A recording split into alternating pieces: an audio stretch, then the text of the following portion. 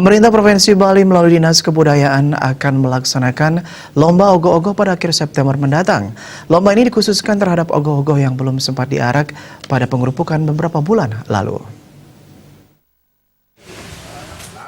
Penyelenggaraan lomba ini sesuai dengan instruksi Gubernur Bali sebagai bentuk implementasi visi Nangunsat Kertiloka Bali.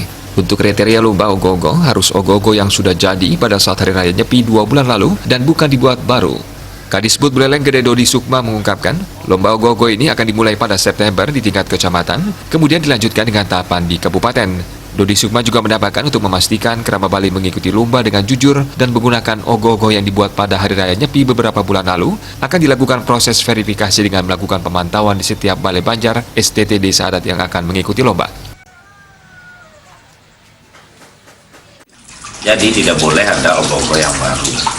Dalam teknis pelaksanaannya, ini tidak ada pawai ataupun arak-arakan, tetapi ogoh-ogoh itu dinilai di tempat.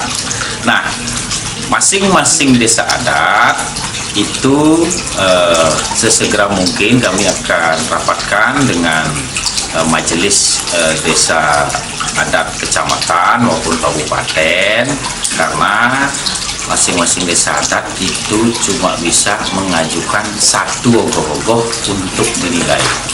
Jadi walaupun di desa adat itu banyak ogoh-ogoh, kita cuma bisa mengadopsi satu perwakilan ogoh-ogoh di desa adat tersebut.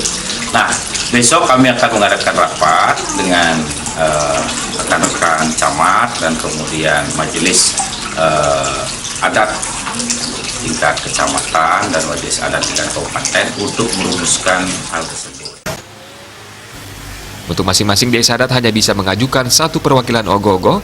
Lomba ogoh-ogoh yang dilakukan adalah tanpa parade atau pawai, serta akan dinilai oleh tim juri di desa adat setempat. Komang Yuda, Bali TV.